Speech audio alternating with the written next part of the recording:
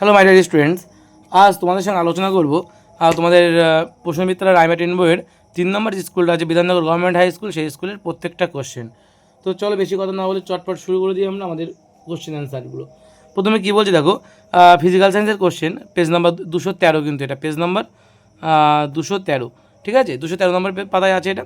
তো ফিজিক্যাল সায়েন্সের প্রথম কোশ্চেন, তাপের অধিকতম সুপরিবাহী ধাতু কোনটি? তাপের অধিকতম সুপরিবাহী ধাতু হচ্ছে রূপো। সূর্য থেকে পৃথিবীতে কোন পদ্ধতিতে তাপ আসে? অবশ্যই কিন্তু বিকিরণ পদ্ধতিতে তাপ আসে। তাপের একক কী? তাপের একক অবশ্যই জুল। চাপ বাড়লে বরফের গলনাঙ্ক কী হয়? চাপ বাড়লে কিন্তু বরফের গলনাঙ্ক কমে যায়। বলছে সালফারকে বাতাসে পড়ালে পাওয়া যাবে কি? সালফারকে বাতাসে পড়ালে SO2 পাওয়া যাবে, ঠিক আছে। তারপর বলেছে কি ZnCu2+ থেকে Zn2+ প্লাস CO বিক্রিয়াটিতে কোনটি জারক দ্রব্য বলো তো? এখান থেকে Cu2+ হচ্ছে এখানে জারক দ্রব্য। বলছে এটি মৃদু তড়িৎ বিশ্লেষের উদাহরণ কি? CH3COO। এই কোশ্চেনটা আগের স্কুলেও কিন্তু তোমাদের ছিল। তড়িৎ বিশ্লেষ্য পদার্থ তড়িৎ পরিবহন করে প্রদত্ত কোনটির সাহায্যে? প্রদত্ত কোনটির সাহায্যে তড়িৎ পরিবহন করে? উত্তর হবে আয়নের সাহায্যে। বজ্রপাতের সময় নিরাপদ স্থান কোনটি? দরজা জানলা বন্ধ করে ঘরের ভিতরে থাকা উচিত, ঠিক আছে। তারপরে কী বলেছে দেখো, 1 ক্যালোরি কাকে বলা হয়? দেখে নাও, এটা লিখে দেবে 1 ক্যালোরি কাকে বলে। কী দেওয়া আছে দেখো, যে 1 গ্রাম বিশুদ্ধ জলের উষ্ণতা 1 ডিগ্রি সেন্টিগ্রেড বৃদ্ধি করতে যে পরিমাণ তাপ লাগে তাকে বলা হয় 1 ক্যালোরি, ঠিক আছে। তোমরা এটা 52 পাতায় পেয়ে যাবে, স্যার প্রকাশনের বইয়ের। স্যার প্রকাশনের বইয়ের 52 পাতায় তোমরা এটা পেয়ে যাবে, 52 পাতা স্যার বইয়ের। যে বড় পরিমাণে লিন তাপ কত? 80 ক্যালোরি পার গ্রাম। উত্তর কী হবে? 80 ক্যালোরি পার গ্রাম। নেক্সট কোশ্চেন কী বলছে দেখো, নেক্সট কোশ্চেন কী বলছে, বলছে জলের সঙ্গে ক্যালসিয়ামের বিক্রিয়াটি লেখো। জলের সঙ্গে ক্যালসিয়ামের বিক্রিয়া কী উৎপন্ন? দেখে নাও, এই যে জল, এই হচ্ছে ক্যালসিয়াম, এর সঙ্গে দেখো এই ক্যালসিয়ামের সঙ্গে জল বিক্রিয়া করছে, বিক্রিয়া করলে কী তৈরি করছে? CaOH গ্রুপ 2 আর হচ্ছে হাইড্রোজেন তৈরি করছে। এই বিক্রিয়াটা লিখে নাও তোমরা খাতায়, Ca+2H2O, সেখান থেকে CaOH গ্রুপ 2 প্লাস H2 কিন্তু হচ্ছে উপর দিকে 3, মানে হচ্ছে গ্যাসটা উপরে উঠে যাচ্ছে, অর্থাৎ বাতাসের থেকে হালকা দেয়, ঠিক আছে। তারপর হচ্ছে হাইড্রোজেন চার্জের কণাকে কী প্রকার হয়? এটা ঋণাত্মক। এটা উত্তর কী হবে? ঋণাত্মক। এটা বাচ্চাদের একটা কোশ্চেন, ঋণাত্মক প্রকারের হয়। অ্যানোডে কী প্রকার বিক্রিয়া ঘটে? অ্যানোডে কিন্তু তোমাদের অ্যানোডে জারণ ঘটবে। অ্যানোডে কী ঘটে? জারণ ঘটে। বলছে বিশুদ্ধ জল তৈরিতে সুপরিবাহী না কুপরিবাহী? অবশ্যই কিন্তু কুপরিবাহী। এলইডির প্রোনাম কি? এলইডি হচ্ছে light emitting diode. Light emitting, এটা তোমাদের 7-এ ছিল, light emitting diode. Light emitting diode হচ্ছে এলইডির প্রোনাম। বাষ্পায়ন এবং স্ফুটনাঙ্কের মধ্যে পার্থক্য কী? তারপর পরে কোশ্চেন কী দিয়েছে, বাষ্পায়ন এবং স্ফুটনাঙ্কের মধ্যে পার্থক্য কী আছে? এটা তোমরা 114 পাতায় পেয়ে যাবে তোমাদের রায়মার্টিনের মানবইতে। দেখে নাও, 114 পাতায় তোমরা এটা পেয়ে যাবে। এই যে দেওয়া আছে, কী দেওয়া আছে? বাষ্পায়ন এবং স্ফুটনের মধ্যে পার্থক্য দেখতে পেয়েছো, এই হচ্ছে দেওয়া আছে দুটো পার্থক্য। তোমরা একটু এটা স্ক্রিনশট মেরে নাও, তোমাদের খুব সুবিধা হবে। তাহলে এই বাষ্পায়ন এবং স্ফুটনের মধ্যে এই পার্থক্য দেওয়া আছে এখানে, ঠিক আছে। এটা তোমরা পেজ নাম্বার 114-তে পেয়ে যাচ্ছ। সে কত? পেজ নাম্বার 114 রায়মার্টিনের মানে বই। নেক্সট কী বলেছে? 100 ক্যালোরি, তারপরে কোশ্চেন দেখো কী বলেছে, 100 ক্যালোরি তাপ যোগ করে 5 গ্রাম জলের উষ্ণতা কত ডিগ্রি বাড়ানো যাবে? দেখে নাও, এইচের মান কত বলেছে? 100 ক্যালোরি বলে দিয়েছে। 5 গ্রাম ভরের মান, এসের মান তো আমাদের 1 আমরা জানি, তাহলে H=m×s×t, টি মানে এখানে T2 - T1, টি মানে, তাহলে এটার মান যদি বের করতে হয় তাহলে এইচকে এমএস দিয়ে ভাগ করতে হবে। ভাগ করলে এইচের মান 100, এর মান 5 আর এসের মান 1, 5 × 20 ডিগ্রি সেন্টিগ্রেড। তাহলে T2 - T1 অর্থাৎ এই উষ্ণতার পার্থক্য সেটা কত হচ্ছে? 20 ডিগ্রি সেন্টিগ্রেড। তাহলে উত্তর হচ্ছে কত হবে? 20 ডিগ্রি সেন্টিগ্রেড। নেক্সট কোশ্চেন কী বলছে দেখে নাও, নেক্সট কোশ্চেন বলছে, তারপর বলছে কি তাপগ্রাহী এবং তাপমোচী। তারপরে কোশ্চেন কি তাপগ্রাহী এবং তাপমোচী পরিবর্তন কাকে বলা হয়? তাপগ্রাহী এবং তাপমোচী পরিবর্তন কাকে বলে? তোমরা 263 এবং 264 এটা পেয়ে যাবে তোমাদের রায়মার্টিনের মানবইতে, 263 এবং 264। এই যে তাপমোচীর রাসায়নিক পরিবর্তন দেওয়া আছে এখানে। এই তাপমোচীর রাসায়নিক পরিবর্তন যেখানে তাপ উৎপন্ন হয় বা মুক্ত হয় তাকে তাপমোচীর রাসায়নিক বিক্রিয়া বলা হচ্ছে, ঠিক আছে। এবং আরেকটা কী দিয়েছে? আরেকটা দিয়েছে তাপগ্রাহী। তাপগ্রাহীটা পরের পাতায় পেয়ে যাবে, এখানে দেওয়া আছে যে যেসব রাসায়নিক বিক্রিয়া এসে তাপ শোষিত হয় তাকে তাপশোষী বা তাপগ্রাহী রাসায়নিক পরিবর্তন বলা হয়। তোমরা চাইলে এখানে একটু উদাহরণ দিয়ে দিতে পারো, একটা দুটো, ঠিক আছে। বইতে উদাহরণ দেওয়া আছে, এখানেই দেখো দেওয়া আছে নিচের দিকে যেমনগুলো, তোমরা দিয়ে দিতে পারো। আগের উত্তরটাও কিন্তু উদাহরণ দেওয়া ছিল তলার দিকে, ঠিক আছে। এইটা তোমরা কিন্তু দিয়ে দিতে পারো উদাহরণ, তাহলে খুব ভালো হয়। এটা তোমরা পেয়ে যাচ্ছ কত? পেজ নাম্বার 263 রায়মার্টিনের বই। ধাতব পরিবাহী এবং তড়িৎ বিশ্লেষক পদার্থের মধ্যে পার্থক্য লেখো। এটা তোমরা পেয়ে যাচ্ছ কত নম্বর পাতায়? 304 নম্বর পাতায়। তোমরা এটা পেয়ে যাবে 304 নম্বর পাতায়। দেখে নাও, ধাতব পরিবাহী এবং তড়িৎ বিশ্লেষের মধ্যে পার্থক্য অনেক বড় করে দেওয়া আছে তোমাদের বইতে। আমি করে ধরছি, তোমরা একটু এটা স্ক্রিনশট মেরে নাও, ঠিক আছে। এটাও একটু স্ক্রিনশট মেরে নাও, অনেকগুলো পয়েন্ট দেওয়া আছে, খুব সুন্দর করে তোমরা লিখতে পারবে পরীক্ষায়, ঠিক আছে। তারপরে দেখো বলেছে কি এটা কত নম্বর পাতায় পাবে? 305 নম্বর, 4 নম্বর পাতায় রায়মার্টিনের বই। তারপরে কী বলেছে? অনুঘটকের বৈশিষ্ট্যগুলি লেখো। আচ্ছা, অনুঘটকের বৈশিষ্ট্য বইয়ের থেকে ভালো আর কোথায় পাবে তোমরা? অষ্টআশি পাতায় তোমরা এটা পেয়ে যাবে। তোমরা বইয়ের অষ্টআশি পাতাটা বের করলেই দেখো ওখানে লেখা আছে বইয়ের পাতার অষ্টআশি পাতা অনুঘটকের বৈশিষ্ট্য। বুঝতে পেরেছো? 1 2 3 এই তিনটে কিন্তু বৈশিষ্ট্য তোমাদের বইতে দেওয়া আছে, অনুঘটকের বৈশিষ্ট্য। খুব সুন্দর করে এই উত্তরটা তোমাদের বইতে সুন্দর করে লেখা আছে। তারপরে দেখো দেওয়া আছে কি, তারপরে আছে যে তড়িৎ বিলাস, সেটা হচ্ছে অনুঘটকের তোমাদের বইতে অষ্টআশি পাতায় তোমরা পাবে। তারপর তড়িৎ বিলাসের তিনটি গুরুত্বপূর্ণ ব্যবহার লেখো, এটা তোমরা পেয়ে যাচ্ছ 298 পাতা, পেজ নাম্বার 298 রায়মার্টিনের মানে বইতে। 298 দেখে নাও, 298 পাতা রায়মার্টিনের মানে বই। এই যে তড়িৎ বিশ্লেষের ব্যবহারিক প্রয়োগ দেখো দেওয়া আছে কী কী।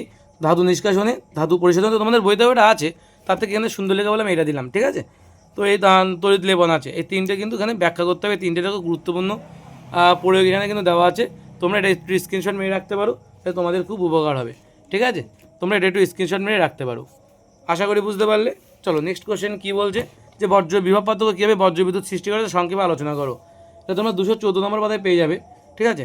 214 নম্বর পাতা এটা তোমরা পেয়ে যাচ্ছ। দেখে নাও উত্তরটা কী বলছে।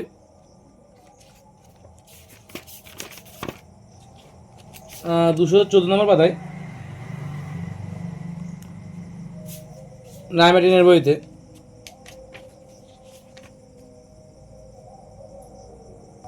এটা তোমার 386 পাতায় পেয়ে যাবে রায়মার্টিনের বইতে। এটা তোমার কিন্তু অ্যাকচুয়ালি কোশ্চেনটা আলাদা হতে পারে, কিন্তু উত্তরটা কিন্তু এখান থেকে শুরু করে একদম তোমাদের এই অবধি সবটা কিন্তু লিখতে হবে, ঠিক আছে। এই অবধি সবটা দেখবে, দেখার পর নিচের দিকে দেখো এখন লেখা আছে, এগুলো কিন্তু তোমাদের লিখতে হবে, ঠিক আছে। আর এর মধ্যেই কিন্তু গুছিয়ে লেখা আছে, ঠিক আছে, বিভব পার্থক্য কেন বজ্রবিদ্যুৎ সৃষ্টি করে, ঠিক আছে। তারপরে দেখো কী বলেছে, যে বাড়ির সবচেয়ে উঁচু স্থানে ধাতুদণ্ড আটকানো হয় কেন। এটা তোমরা পেয়ে যাবে 155 পাতায় তোমাদের টেক্সট বুকে। তোমাদের টেক্সট বুকের 155 পাতায় তোমরা এটা খুব সুন্দর করে উত্তরটা পেয়ে যাবে। 155 দেখে নাও উত্তরটা কী হবে। এই যে এখানে বজ্রনিরোধক লেখা আছে, এখান থেকে এটা পুরোটা কিন্তু লিখে দেবে। কেন আমাদের বাড়িতে এই উঁচু মতো যে দিয়ে দেওয়া হয় বজ্রনিরোধক ব্যবহার করা হয়, কেন করা হয় সেটা লেখা আছে এখানে, ঠিক আছে।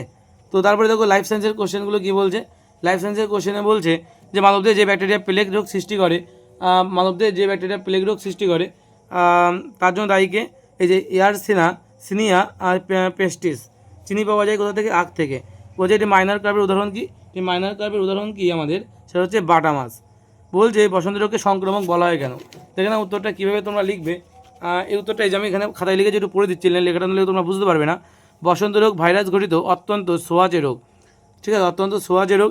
এই রোগাক্রান্ত ব্যক্তির আছে হাঁচি, কাশি, থুতু বা ফুসকার তরলের সংস্পর্শে এলে কিংবা যে তার ব্যবহৃত আশাকের মাধ্যমে সুস্থ মানুষ খুব সহজেই আক্রান্ত হতে পারে।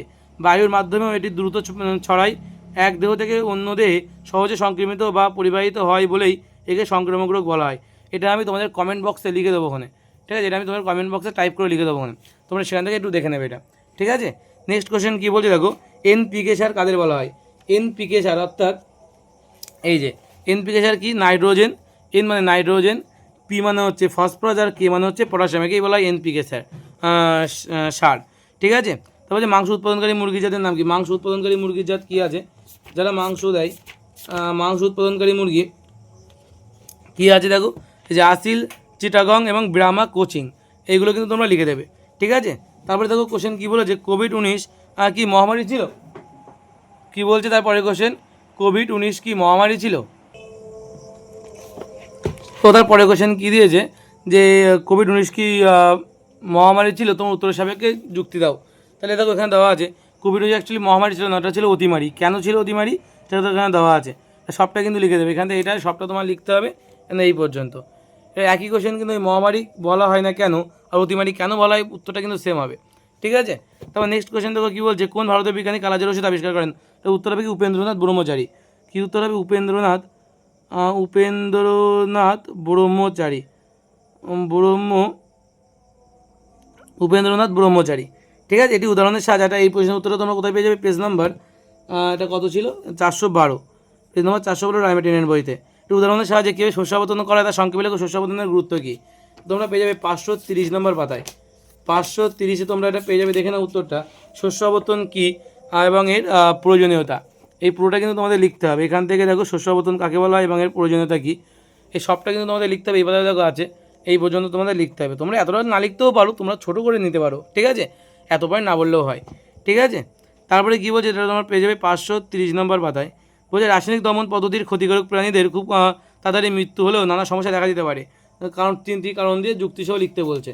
সেখানে উত্তরটা এই যে 520 পাতায় তোমরা পেয়ে যাবে, 520 পাতা রায়মার্টিনের বইতে দেখে নাও, লাস্টে আছে একদম এই যে কোশ্চেনটা এরকম আছে, যেমন রাসায়নিক বিক্রিয়া দ্বারা পেস্টের দমন করলে কী সমস্যা হতে পারে। উত্তরটা একই, এই 5টা পর্যন্ত উত্তর বলতে হবে তোমার। এবং এই প্রশ্নটা কিন্তু আগের স্কুলেও ছিল, আমি আগের স্কুলে বলার সময় এটা বলেছিলাম।